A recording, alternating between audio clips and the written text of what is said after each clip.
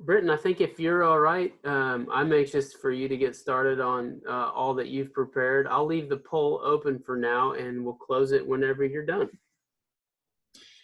Thanks so much, Nat. Hello, everyone. It's great to be back for another episode of our celebration of Historic Preservation Month.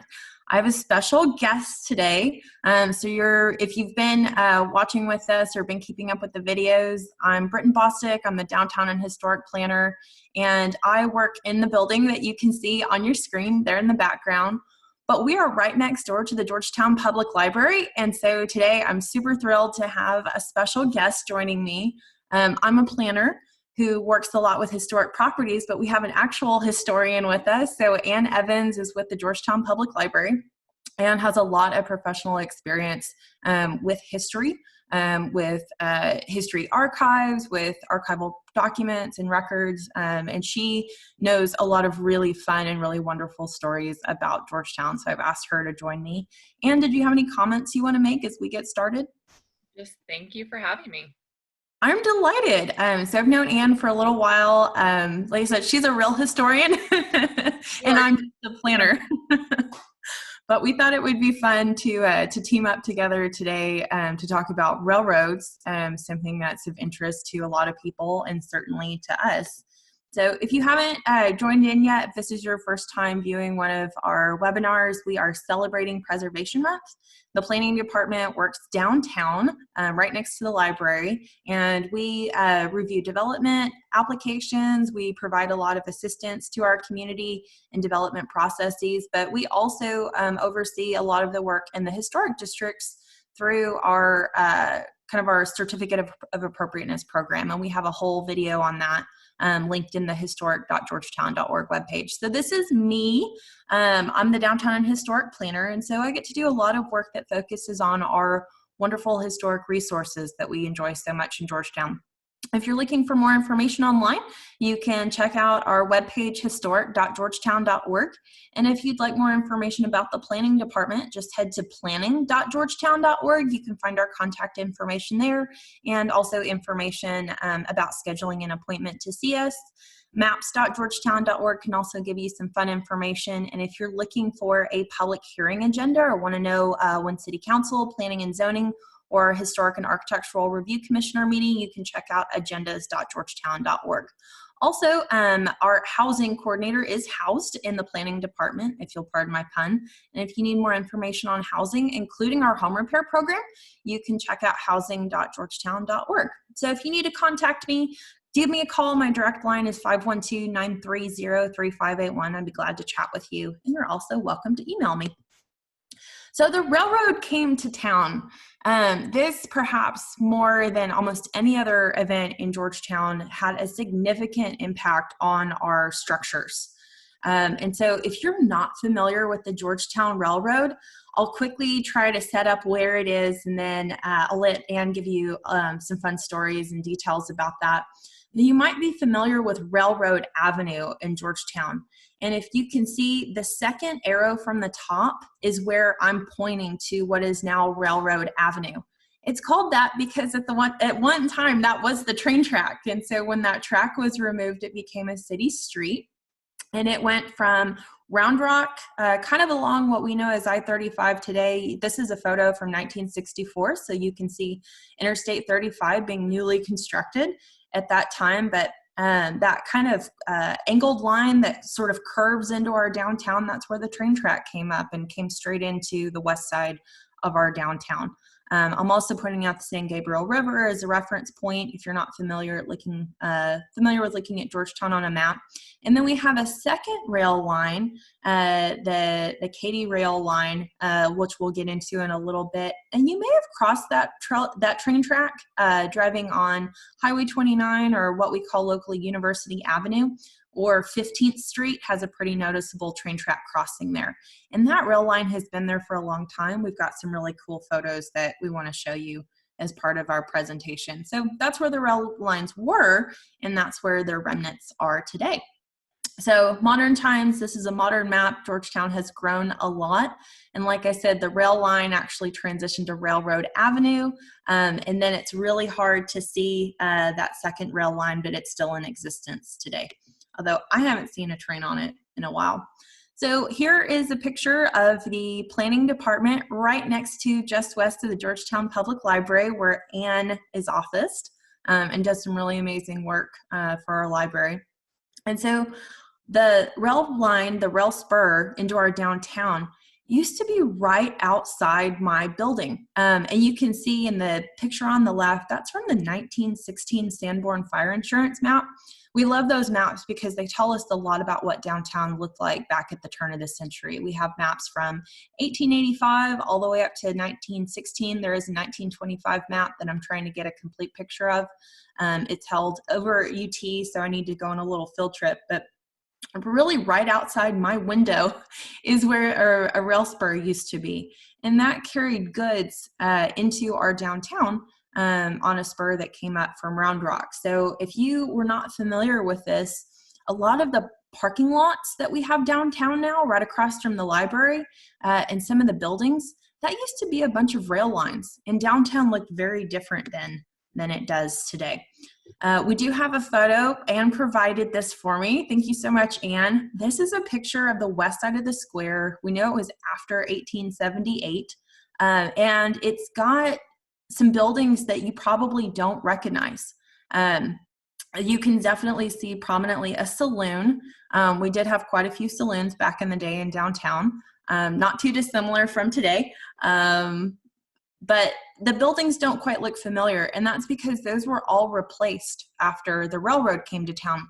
And so there was a point in time in which if you were going to construct a building in Georgetown, you had to either use local materials, you had to use stone that was quarried locally or pulled out of a field, or you had to use timber that was kind of sawn locally.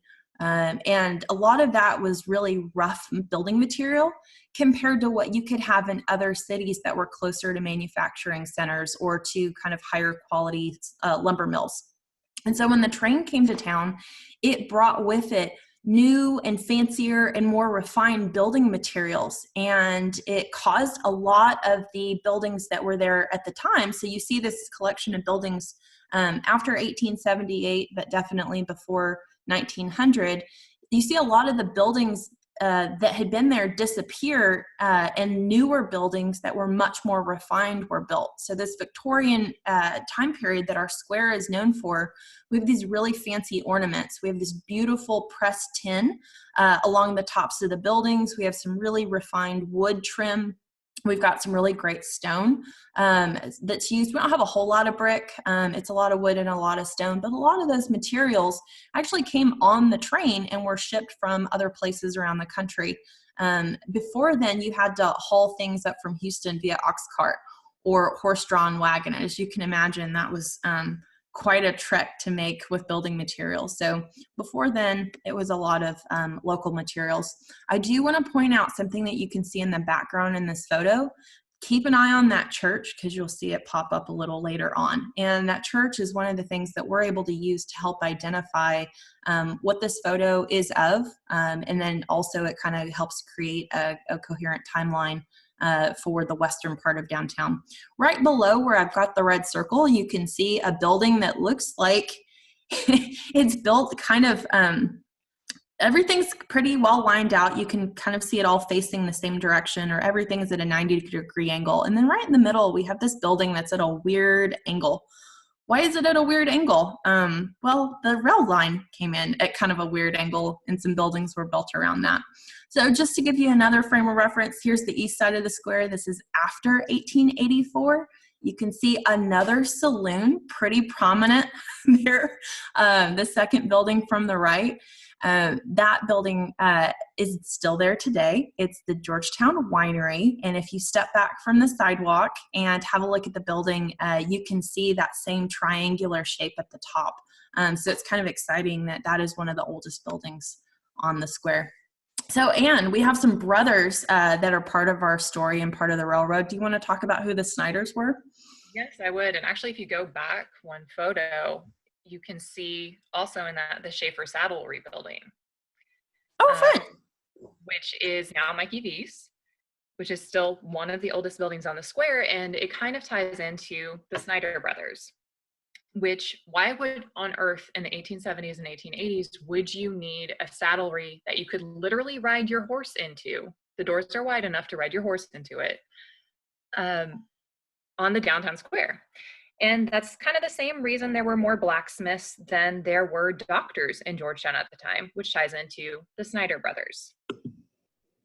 So these are two of the three Snyder brothers. And they are one of the reasons that Georgetown even had some wealth creation in the 1870s after the Civil War. They were running cattle for the Confederate Army. They were part of the commissary lines.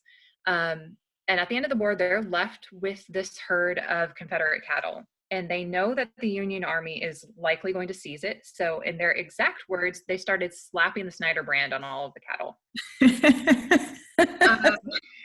Why would they want to do this? Why would it be so enticing to do that? And it's because, one, there's nothing much happening in the South after the war that you can do to make money. But one thing you can do is sell cattle. The problem is you can only sell them for about $4 a head in Texas, but if you can get them to Kansas and get them to those rail lines, you can get about 10 times that price. So it's a major incentive for you to take a couple months and get all the way up to Kansas, sell the cattle, and come back. So if you go to the next slide, the Snyder brothers are the big ones in Georgetown, but there's industry all throughout Williamson County, and most of it is actually concentrated in eastern Williamson County. The Olive brothers, the Stiles brothers, the Sparks Ranch, it's all out in the Thrall, Copeland, Taylor area. Now, this period of cattle drives that we're talking about actually only lasts about 20 to 30 years. So the last trail drive to leave Williamson County leaves from eastern Williamson County about 1892. So we're really only talking late 1860s through early 1890s. And that is because of the railroads. There's some other factors that go into the death of cattle drives, but that kind of American icon of the US cowboy, of the American cowboy, is a really short time period. Something you don't see represented in all of those old Westerns very well is that anywhere from a quarter to a third of the drovers on the trail drives were African American. And you definitely see that on the Snyder drives. You also see it, Jim Kelly was the trail boss and the head of operations for the Olive Ranch, which was out in eastern Williamson County. So it's a little bit different than we think of cattle drives as movies. The actuality is a little bit different. So if you go to the next guy, to kind of set the scene of what we're talking about, Georgetown in the 1870s, you saw from the photographs Britton shared, buildings are pretty much wooden. It's kind of your standard Old West. Of course, the streets are dirt. They are not paved. And the Chisholm Trail ran straight up Brushy Street or Austin Avenue. So imagine, as a resident of Georgetown, that you have anywhere from a couple hundred to a couple thousand head of cattle passing through town every day on dust streets, on dirt streets. You really hope for a light rain. That would be your goal, because too much rain and the streets were pure mud, plus all the fun stuff that comes with thousands of head of cattle, and you were hopping from stone to stone to get across the street. Too little rain, and of course they're kicking up a ton of dust. So Georgetown actually had a water wagon that would go around and try to prevent so much dust from popping up. And I should point out that most of these photographs that you're seeing are available through the resources that Britton mentioned in her first webinar, which is records.georgetown.org. They're largely from Preservation Georgetown and available through the library. We do have some really great partners, and these are some amazing photos, especially, so I'm really familiar with a more modern water truck used to keep dust down, and I had no idea that Georgetown would have had a water wagon to also try to keep the dust down back before we had paved streets. And so I added a couple of photos if you're not familiar with that. Cattle drives were really, really dusty kind of business. There was a reason that cowboys wore bandanas. And so this is really fun. Do you happen to know who was responsible for the Water Wagon? Was that something that the city owned, or was that kind of a privately organized? I am not sure. As far as I know, it's probably city. It might have been tied into the volunteer fire department. Oh, okay. That But makes I sense. honestly have no real idea who actually operated it. It doesn't definitely seems like a city service more than a private industry. Yeah. The employees there look a little bit disgruntled. I don't blame them. I would not blame them either. No. So we got a few other kind of notable buildings besides just buildings downtown, with all of the kind of economic boom that came with the railroad, didn't we? Yes, we definitely did. And in particular, the Snyder brothers. So because they were able to make money off of the cattle drives, they were pretty astute businessmen, and they were also devout Methodists. You were not allowed to cuss, drink, or play cards on their cattle drives. So it might not have been the most fun, but it was probably a good business decision. A lot of people had boom and bust with the cattle drives, but the Snyder brothers definitely came out ahead. And one of the things that they were able to do is they were able to use that wealth to buy up land and use it to incentivize Southwestern University into coming to Georgetown. So they were part of a group that really helped establish some of those early connections with Southwestern University, as well as being able to give them some land and some funds to actually begin the university here, which is a big deal because it actually happens before the railroads. Oh, wow. So Anne, tell me, what year did the railroad arrive? When did that happen? Railroads actually arrive in eastern Williamson County in the 1870s. So I think it's the next slide, kind of shows you. Yes, so the railroads, they first come to eastern Williamson County, and the reason they're coming to eastern Williamson County all comes back to that cattle. So they are coming to Stile Switch and Thrall. The railroads actually established Taylor. Taylor did not exist before the railroads. Oh, wow. It's actually named after a railroad man. It is not named after any local resident. And initially, the railroads bypassed Georgetown. 1876, it goes from eastern Williamson County to Round Rock. And this kind of causes some problems because Georgetown starts losing businesses. They start losing merchants, and they're realizing that they're actually taking an economic hit because they don't have the railroad. So M.Z. Taylor, Dimmitt, Steele, a lot of those names that you see on buildings downtown get together, and they decide to finance a tap line from Georgetown to Round Rock. And so it's this 9-mile tap line. In 1878, it opens. My favorite part about the tap line is that originally they did not have a turntable. So the train had to back up all the way to Round Rock, 9 miles, and then it could go forward to Georgetown. So it could only go one way. And the next year they get a turntable so it can actually not have to back up. But that's really funny to be kind of think of, I think we're a lot of us very accustomed to driving to Round Rock pretty frequently. And it's kind of funny to me to think of backing up, even on a train, backing up all the way down to Round Rock. All the way down to Round Rock. So that you can kind of get on the main track and be able to go kind of further forward. Yeah. So, but this actually helps with establishing the railroad in Georgetown. And the International and Great Northern Railroad actually takes over that tap line shortly after. And then you start to see more rail lines come in. So if you hit it, you can actually see where Georgetown is on the map, and kind of that it goes down to all those other major cities and up into all of those different shipping places that we really want to get a hold of, because they're the ones with goods, but they're also the ones with markets. So it is important for goods to get to Georgetown, but it also becomes really important for goods to get out of Georgetown. So in the next slide, it is, you start to see some of the development. So this would actually be Britain in my view. If you're familiar with the library, if you're looking out on the parking lot with our book drop, this would be roughly at Forest and 9th, and it would be the cotton yard. That's a lot of cotton.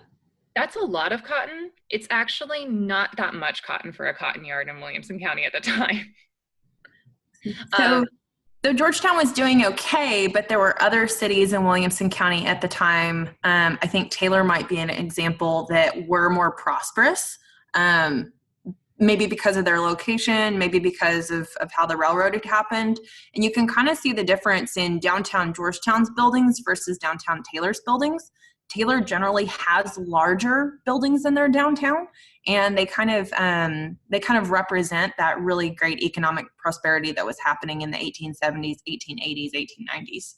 Absolutely. And you see it within the homes, even within Taylor, if you drive around. Because, and again, it ties into the railroad. They actually have stations. They have some railroad repairing shops there. They have a giant turntable. They have a lot of the industry, because they were created largely by the railroad. It was made to fit the railroad's needs. And so, yes, definitely the cotton yards in Taylor are much larger. It actually starts billing itself as the largest inland cotton port in the United States. Oh, wow. So everyone else is shipping by water, river, ocean, what have you. But Taylor, because it's all by railroad, it's the largest landlocked cotton industry. And Williamson County actually becomes one of the top cotton producers in the state of Texas during this time period. So there's a lot of industry springing up around the railroad, though, even within Georgetown. You see the cotton yards, you see the cotton gins, the ice factory, planing mills, the lumber yard, all sorts of things start popping up. And so this is where the Sanborn maps are so helpful to us. And on the left, we've got a photo of the cotton gin, but on the right, we've got I think this might be the 1885 Sanborn map. I think so. And so where you're seeing streets, you're probably not familiar with the names because those street names have changed. So Rock Street hasn't changed. And if you're familiar with Georgetown, Rock Street is the north-south street that's just west of the square. But where you see Brushy, that's actually our Austin Avenue. San Gabriel Street is 7th Street, and Oak Street became 8th Street. Locust Street became 9th Street, etc. And so you are looking at an area that's kind of right outside mine and Anne's front doors. Over there on the west side of the square where a lot of this was taking place. And there is part of that area that was starting to develop right around the end of the rail line. Basically, the train would come up from Round Rock and it would stop in downtown Georgetown with whatever goods it was delivering, but it would also load up. So like all of this cotton would be put on the train, hauled back down to Round Rock, where the train would then switch over to a route to get where it was trying to go, probably to textile mills, kind of further east and further north of Texas. So, and there, we saw a church in the background in the photo of the west side of the square, but it turns out there's the African-American history in Georgetown is not only related to African-American cowboys, but we also have a historic African-American community centered around churches and other important sites that are so close to our downtown and people may not realize today. So could you talk about this church? Yes, so this is St. Paul United Methodist Church, and you can see it on the Sanborn maps going back this far. One of the things that happens with the railroads is, of course, segregation was in place before. That's not really a question. But with the railroads, you start to see defined boundaries of segregation. There's literally another side of the tracks. And so from the West Timber, which is now Martin Luther King Jr. Street, towards the river, you get what is called the Ridge, which is predominantly African-American community. And you start to see that even around the railroads down here, but even further out towards the oil mill, that the neighborhoods surrounding industry are often people of color. So you kind of got more clearly defined neighborhoods. Again, like Britton said, a lot of these churches, though, are things that survive and endure. And if you go to the next slide, you'll see again St. Paul's. So this is west, looking west down 7th Street towards St. Paul's. So the railroad would have been right in front of it. All of these other buildings are largely the Belford Lumber Company. You might be familiar with Mr. Belford and the homes that he built from Britton's previous talks. But the thing that survives to this day is St. Paul's. So it's kind of an interesting commentary to me on what endures. Most of these other buildings and businesses are no longer here, but St. Paul's has survived. Well, and I appreciate so much highlighting that, because some of these smaller buildings that weren't the primary focus of some of our older photos can get lost. But for me, it's so important to have evidence in a way to talk about parts of our history that haven't always gotten the attention that they need or that they deserve, and ways that we can talk about a community that, a lot of people are really familiar with the grander homes in Old Town. They're familiar with the more prominent buildings in our downtown, but I think it's important for Georgetown to know that directly west of downtown, just right there close to where all of this activity was happening, was also an African-American neighborhood that has a very long history. The Ridge has been there for a long place and is still there today. And some of those kind of key buildings and key structures are still there. And we've got a 1934 photo coming up that shows that really well and gives you a little bit clearer picture of what that used to look like. Absolutely. And so the oil mill, I'm not very familiar with that. And if you can see the red circle in the map on the left, the oil mill wasn't as close to downtown, and it's not very close to our designated historic district. So what purpose did the oil mill serve, and what did they do there?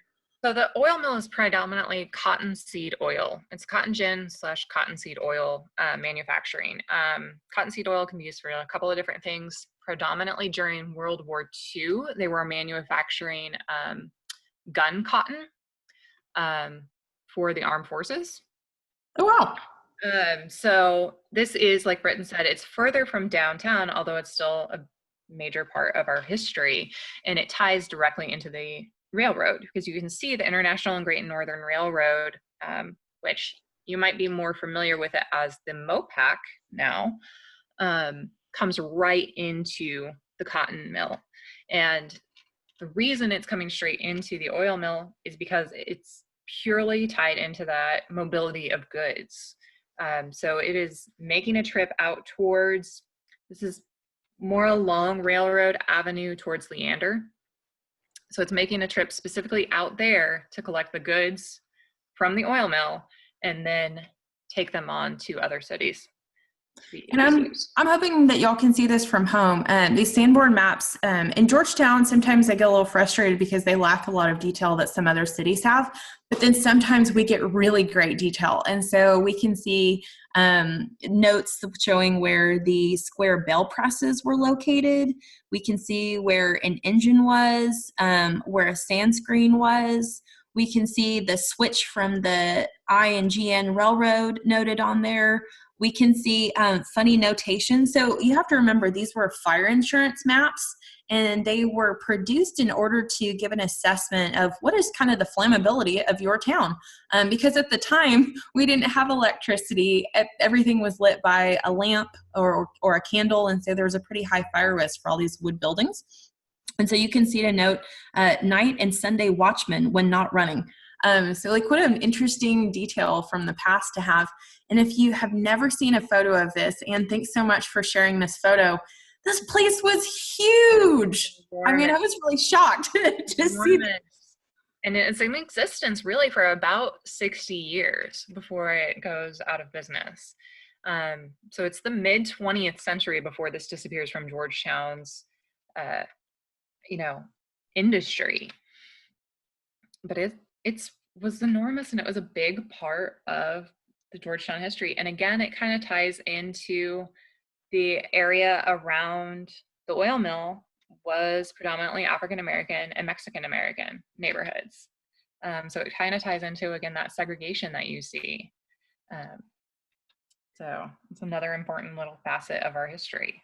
Yeah, really important, and kind of astounding to me. You know, things are different now, but Georgetown was very small for a very long time, and so it wasn't too difficult to walk around or walk through town. And so also, I think in some cases you see people's housing located closer to places where they might have been employed. And so if you have this more difficult, these jobs that have more difficult manual labor, not too different from what you might see today, is that people try to live as close as they can to where they work. Although it looks like at this time people lived closer, kind of within a real walking distance to where they could work, versus today where you might not be able to live so close to where you work depending on your job. And it's also interesting because you have oral histories from children who lived close to the oil mills because their parents worked there. And because schools were segregated at the time, there was a Mexican American school until 1948, and then Marshall Carver until the 60s, until 66, I believe. And so the old grammar school was right there on University for the white children. And so there are oral histories of African American children talking about how they had to walk past the white school to get to school over on the ridge, and how that made them feel. And so there's a really interesting and intricate history here, all tied into these industries. Absolutely. And I'm so glad to have the resources that we do, because we've got some photos for everyone who's not familiar with that. We can show you where that was, thankfully. So before we kind of get to later in time and progress our history a little bit, just to remind everybody, this is the east side of the square. So if you're familiar with the very famous Onion Dome on the Masonic Lodge, that's where Gumbo's restaurant is now in our downtown. You can see the 100-foot tall water tower that I talked about previously. You can see all our recorded presentations on historic.georgetown.org. But this is the east side of the square. These are the buildings that we're more familiar with today. They all do have these pretty substantial awnings on the front. That's to protect from the western sun in late afternoon. But after we had railroad and after we had access to better building materials, a lot of the square was kind of over a period of maybe 20 years was torn down and rebuilt with brand new buildings, because people wanted nicer, newer buildings to reflect kind of an increase in status and increase in wealth, and to have a lot of these buildings became larger as the supply of goods became larger. And then we have our current courthouse, which is our fifth Williamson County Courthouse, built in 1910. Yes. And so again, like you talked about with railroads, it's the mobility of goods, it's the mobility of people, it's the mobility of wealth. So as you mentioned, pre-manufactured and prefabricated goods coming into the area is a huge deal in shaping the way that the square looks. And my favorite thing is that a lot of the storefronts are basically pressed metal fronts, not all of them, but several are pressed metal fronts, and you basically pick them out of a catalog and they shipped them via train to you. So it might not be that unique at the turn of the 20th century, but at the turn of the 21st century, it's suddenly unique because we still have all of our pressed metal fronts that a lot of other towns got rid of. We do. And so this dome and the statue on top of the dome, do we think that those came to downtown via railroad? Most likely, as well as a lot of the other intricate, terracotta work that is decorative on the building. It's called the Massacre of 1966. They actually took off all of the detailing of the courthouse, painted the dome white, which is my personal favorite addition. And so when they restored the courthouse in 2007, they put a lot of the detailing back on, but if you go into the courthouse and up to the second floor, you can actually see some of the putty heads that used to adorn it. And so there used to be a lot more detail work that was on all of the different pediments around the building. So just to remind everyone, one of the reasons that we celebrate National Historic Preservation Month every year is that we used to not engage in the preservation practices that we do today. And we used to have different views of our historic buildings than we often do today. So one of the reasons that we celebrate our history is so that we can learn from it. And that's kind of like painting the copper dome white. That's a little bit, that's a little bit shocking. It's a lot. But also, in addition to all of those fun materials that it brings communication. So you do have that courthouse is electrified and it has a telephone. So the railroads are also bringing new forms of communication and technology. So the International and Great Northern was predominantly a commercial line, but the Missouri, Kansas, Texas, or the Katy is a predominantly passenger line. And so here you can see the Katy Bridge, we think, under construction around 1900, 1902 is when it first comes to Georgetown. We go to the next slide. My favorite thing about the Katy is that it advertises Georgetown as this tourist center. So something we're familiar with Georgetown being now for tourism was also in the early 1900s. Katy actually built a 30-acre resort kind of between Georgetown and Weir and called it Katy Lake. And you could take fishing trips, you could rent boats, you could take your date out there. There was a dancing pavilion, there were concession stands, and they advertised this all along the railroad as a place to come, as a destination. So it's kind of interesting to see that parallel between Georgetown then and Georgetown now. This is so fantastic. And that railroad is how quite a few Southwestern students got to Georgetown, is they would come in on the train. And the train depot was actually really, really close to Southwestern. And it's not there anymore, but it's another building that we actually had with us much longer than some of our current Georgetown residents might be aware of. Yes, absolutely. It was right near Georgetown, or off of campus. And so it not only brings mobility of Southwestern students, but also Southwestern professors.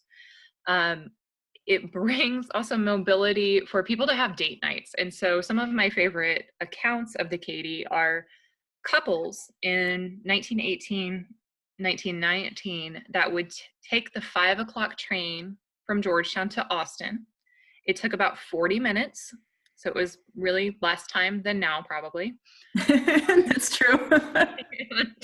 They would eat dinner, they would go to the movie, and then they would, or go to a show, and then they would take the midnight train from Austin back to Georgetown. So it's essentially your Uber for a date night on Saturday night. That is so cool. I had no idea. Yeah. So people were a lot more mobile than we think they were, especially with the railroads. And one of the instances of mobility is the Great Migration, which actually happens from about 1916, 1917 through the 1960s, and 6 million African Americans left the South during that time period to go north for more opportunity. And you see this reflected on the Katy, actually. And people leaving Williamson County and leaving Georgetown and going up to Parker, Kansas, predominantly, which is right outside of Kansas City. And we have all of these accounts of people that actually left, or people going and visiting relatives. There's one account of a little girl, her mom putting her on the train and sending her up. She sent her with some food to eat along the way. She gets to Kansas, she spends the summer with relatives, and then she's put on the train and comes back.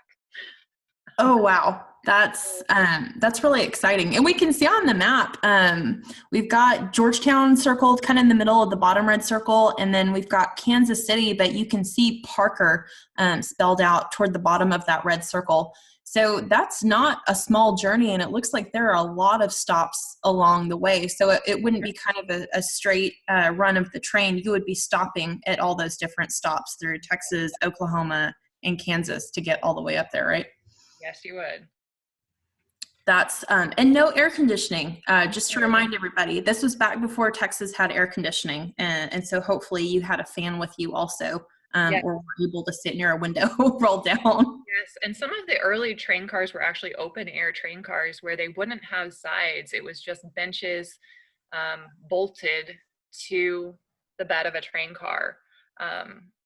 So it was cooler, definitely, but you would definitely catch a lot of bugs and a lot of dust along the way. And I probably would have sunburned pretty severely myself. So, wow, this is fun. So Southwestern University, I keep talking about them because they're such an incredible resource for our community. And Special Collections has this set of aerial photos that were taken, I'm estimating late fall, early winter, end of 1934, based on some of the information. In the bigger photo on the left, you can see there was a football game going on at Southwestern's original football field. You might be more familiar with that now as the lacrosse field, and there's a street that runs right kind of where the eastern set of light posts are in that football field. So a street was put in later, and that football, Southwestern didn't have a football team for about 50 years, and then now it's back. But you can see the rail line, and this is the passenger rail that we're talking about. So when we're talking about downtown, that was the commercial rail line that was mostly carrying goods and materials. But this passenger rail that came up around 1902 came right through Old Town, and then you can kind of see toward the back of the photo, you can see like that station, that Katy train station kind of right there. And so you can see it was right there close to Southwestern, very close, right kind of in the middle of Old Town, but also very close to our downtown. And then the photo on the right is showing a picture looking south. And so you can see that rail line. There wasn't much of Georgetown south of Highway 29 or south of University Avenue. That basically was it. There were a couple blocks of Georgetown, and then it was wide open farmland after that. And so it took a little while. This is 1934. It took a little while for all of that to develop. So, okay, I do have it highlighted in the red circle. You can see where that Katy Depot is. And that's kind of the famous passenger rail station for Georgetown. Southwestern in the same collection has also got photos closer into downtown. And so here's one of the better photos that I'm aware of. And if anybody has an even better photo or an earlier photo, please know that I'd be very interested to see it. So this photo at the very bottom, this bigger photo on the left, you can see the lumber yard. So we've identified this as the Belford lumber yard. It's kind of the northern reaches of those buildings where they were storing a ton of materials. You can see some of those there. You can also see toward the top right corner, you can see Austin Avenue, and you can see the bridges that used to cross the San Gabriel River. So we've got 2 bridges today. We had 2 bridges then. Floods have taken out bridges over time, and so this is what we had in 1934. On the left of this photo, you can see you can't see the St. Paul Church, I don't think, because I think it was kind of out of the picture on the left. But what you can see is the African American school that Anne had been talking about, and it was really kind of set pretty far back. That's fairly close to the San Gabriel River, which is sitting just behind it. And then you can also see the AME Church back there in the far left corner. And so this neighborhood is part of this historic African-American neighborhood that we have in Georgetown, and these smaller homes that you can see, wood construction, they're definitely of a smaller size than we're accustomed to seeing in a lot of Old Town with those grander homes. And so this is that neighborhood that developed kind of as that's where kind of that neighborhood got segregated apart from the rest of Georgetown, as Ann said, literally on the other side of the tracks. And so when we use that phrase, there's a lot of history to that phrase. And we can see that here in Georgetown. And then there are some other, you can see some tanks with stars on them. I've been told, and Ann, I don't know if you know this, I've been told that that was kind of the start of Texaco. Okay. So the start of Texaco is complicated. 1902 is basically there's some guys on the square that get oil rights in Spindletop is essentially what it comes down to. That's a big deal. Yes. Yes, it is. And it all ties into, I don't want to get anything wrong, but there's actually an oral history with Ima Hogg, Governor Hogg's daughter, in which she actually talks about this, that I think is at the Briscoe Center for American History.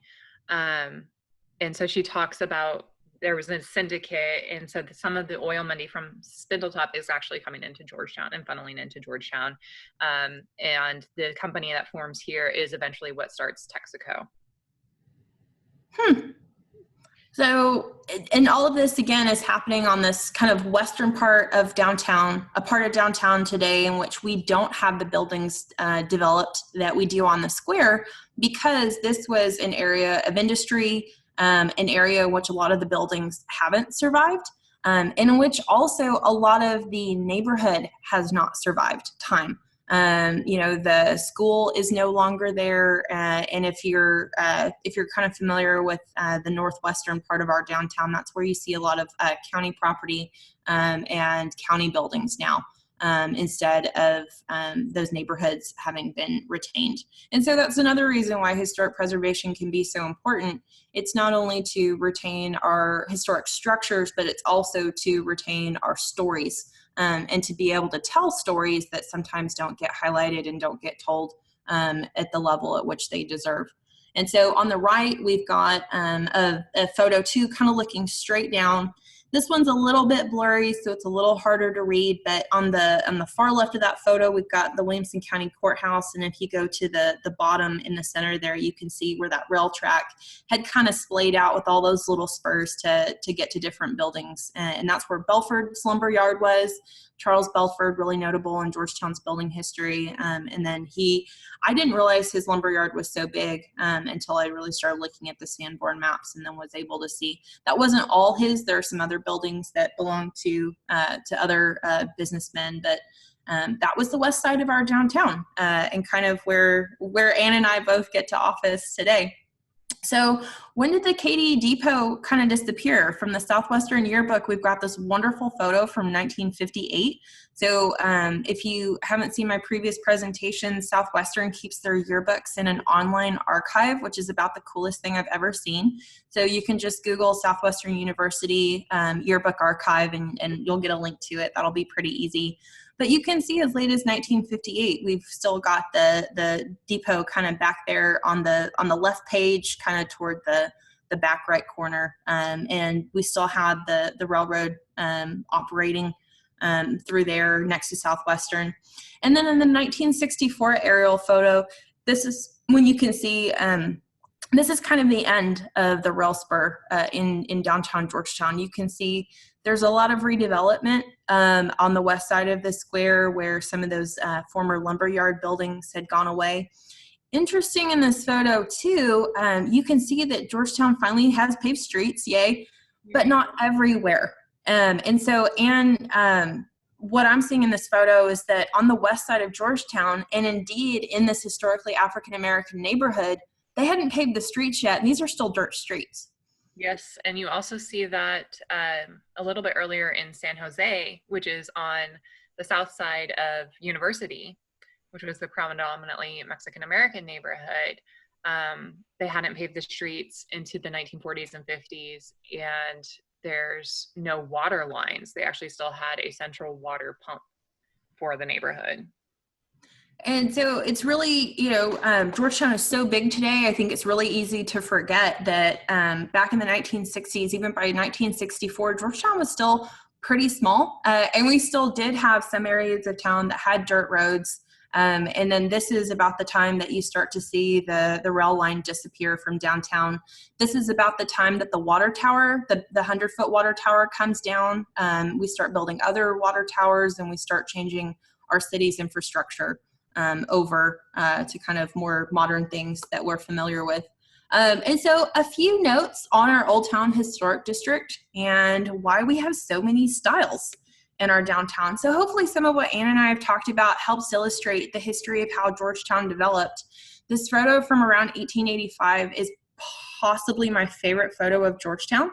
And I love this for a lot of reasons, but one of the main reasons is that look at what you don't see. You don't see trees. You can see this house at the very front showing some newly planted trees right outside the fence, but where are the trees that we're so used to in Old Town? They weren't there yet. Georgetown was still kind of the prairie, and we were the wild, wild west for a long time. And so the reason these trees are so important to us today is because we had to work really hard and wait a very long time to get them. So if you see a big old tree in Old Town, know that that didn't happen by accident. That was probably intentionally planted, or at the very least planted by an enterprising squirrel who was doing his part to further the tree canopy in Old Town.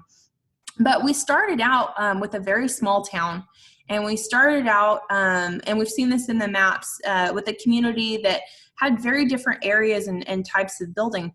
But something that's really important to notice too when we're looking at these Sanborn maps, and this is from 1916, look at how big the empty space is compared to the houses.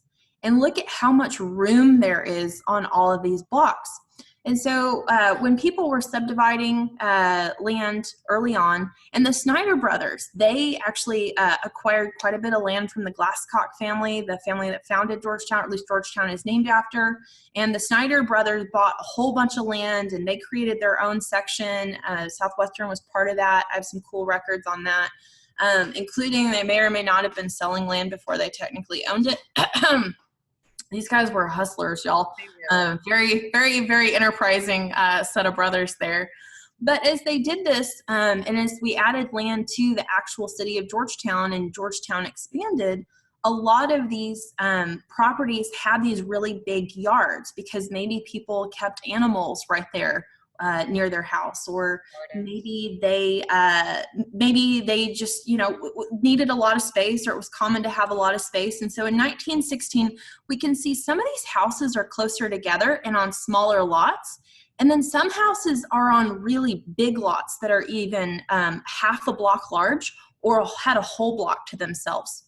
And over time these big lots ended up becoming smaller and smaller as someone would maybe sell off. Maybe if you owned a whole block, you might sell half of it off to somebody else, and they would buy that and then build a house. And they would maybe say, well, I don't need this whole yard. I can sell off a half of my half, and then I can make some money, and then that would be, a house would be built on it. And so over time, these yards become smaller and smaller as these large homeowners and larger block owners sell off land kind of increasingly. And when I did the notes on Catherine Hudson in my last presentation, I talked about Catherine Hudson owning a substantial part of a block, and then she built houses and then sold those houses right on the land that she owned. And so that was pretty common.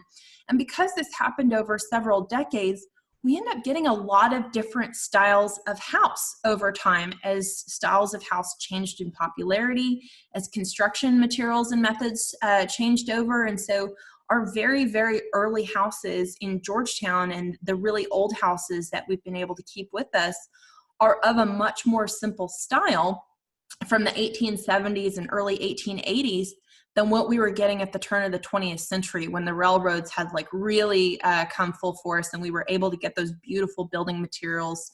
We were able to get a kind of more refined lumber. We were able to get brick because we didn't have a brick plant in Georgetown. So if you got brick, it had to be brought in. And you can see that reflected in these really interesting housing types.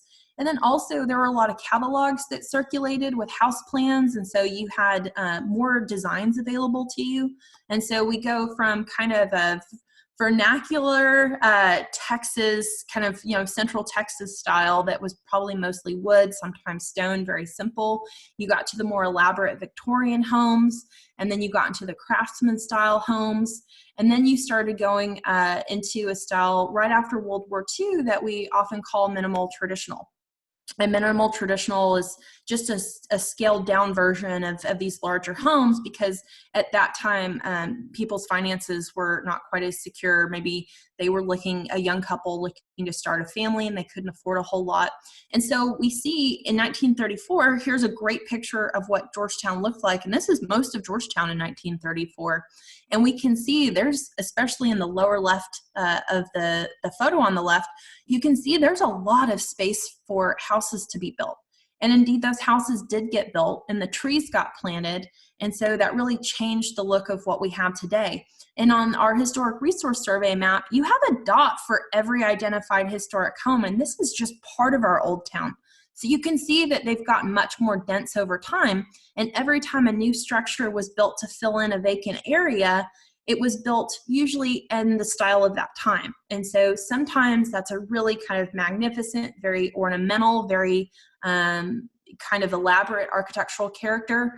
And sometimes those are really simple houses. And so we end up in the 60s and 70s, especially sometimes in the 40s and 50s, we end up with these very simple structures that reflect kind of a simpler, more cost-efficient time of building. And that's why we end up with so many different styles in Old Town. So, Anne, I just cannot thank you enough for taking time out of your day for us. It's always wonderful to get to talk to you about history and to get to hear some of the stories that you have. Nat, did we have any questions that we can answer as we wrap up our presentation? Britton, no questions, just a few comments. Anne was sharing that oil mills are not the most aromatic. I can definitely agree with that. And about a 40-minute train ride to Austin sounds like a dream now with all the commute times that we have. And so I think that's interesting to revert back to travel times. And as Anne said, our county was pretty mobile back then. No questions unless anybody from the audience wants to share one. There is a question and answer ability on the right hand side, and there's also the chat feature if anyone wants to offer any questions for Britton or Anne. Britton, thank you so much for having me. Oh, how thrilling. So this was a lot of fun. This does wrap up our Preservation Month celebration. And so to kind of comply with social distancing requirements, we had to reroute our planned activities to an online format this year. But what it has done is it's been really fun. So thank you all so much for listening and participating. Thank you so much for the phone calls and emails that I've gotten. I have had a few people reach out and ask for assistance with researching their property, and that's really been wonderful. That's work that I really enjoy doing. So what we hope that you know moving forward is that the city does have some really great resources to help you out, and we're happy to be available to assist you. Feel free to reach out to me. You can call me at 512-930-3581. If you need to chat, if you're interested in kind of more of the history or historic resources and research information available at the library, we can help get you pointed that direction as well. And so as we kind of move forward in what we're able to do as far as meeting, we're really hoping that next year we can go back to in person. But we're also very interested in whether this format is something of interest, whether this is something y'all will be interested in seeing us continue as we're able to. And so probably not on a weekly basis, but this is kind of a new format for us that we've been really, really happy with and pleased to be able to use to celebrate our history and to be able to show photos, because I think that's one of the really fun parts. And so if you do have kind of questions moving forward or have comments or feedback, we'd love to hear that from you, and you can feel free to contact me with that. Absolutely.